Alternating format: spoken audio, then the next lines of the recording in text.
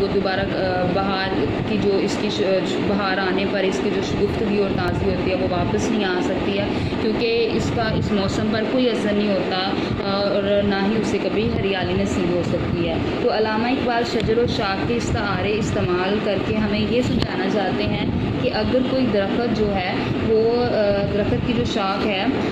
درخت سے الگ ہو جائے تو اس کے مقدر میں کبھی بھی جو ہے وہ پتے اور پھول نہیں کھلتے، خزاں ہمیشہ اس کا جو ہے وہ مقدر بن جاتا ہے۔ تو دراصل شاعر کا مقصد یہی ہے کہ ہمیں مسلمانوں کو اتحاد و یگانگت کو دستور حیات بنانا ہے اور ایک دوسرے کے دکھ درد کو محسوس کرنا ہے، تو ہی ہماری زندگی تمہارے لیے تحفہ خداوندی قرار پائے گی۔ اس کے بعد آپ لوگ اس میں شعر لکھ لیں، وقت اچھا بھی آئے گا ناصر، غم نہ کر زندگی پڑی ہے۔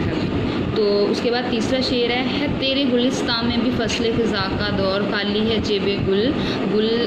زر کامل عیار سے۔ تو اس تھرڈ شعر میں جو ہے وہ شاعر کہتے ہیں، شاعر علامہ اقبال جو ہے وہ ملت اسلامیہ کے زوال پر آنسو بہا رہے نظر آ رہے ہیں۔ یہ وہ دور تھا جب مسلمان انتہائی نازک وقت سے گزر رہے تھے، غیر مسلم قوتیں جو ہے مسلمانوں کے درمیان تعصب پھیلانے میں مصروف تھی، امت مسلمہ فرقہ پرستی کا شکار ہو چکی تھی اور اتحاد و اتفاق کا سبق بھول چکی تھی۔ تو ارشاد خداوندی بھی ہے کہ تم سب مل کر اللہ کی رسی کو مضبوطی سے تھام لو اور آپس میں جو تفرقہ ہے وہ نہ کرو۔ قرآن مجید بھی اتحاد و یگانت کا ہمیں درس دیتا ہے کہ ہمیں آپس میں اتفاق اور اتحاد سے رہنا ہے۔ شاعر مشرق علامہ اقبال بھی جو ہیں وہ امت مسلمہ کے تمام افراد کو آپس میں اتحاد اور اتفاق کے ساتھ رہنے کا سبق دیتے ہیں،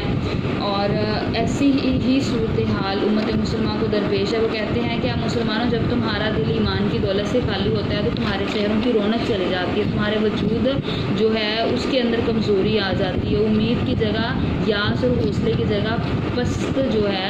ہمتی لے آتی ہے، تو ناکامی اور نامرادی مقدر بن جاتی ہے۔ تو ہمارا اے مسلمانوں تیرا دامن امن سے خالی ہے، تم جو ہے اگر آپس میں دوبارہ سے جو ہے وہی سنہری طریق کا حصہ بننا چاہتے ہو تو ہمیں جو ہے وہ اپنی طریق دہرانی ہے، تو ہمیں پھر امت مسلمہ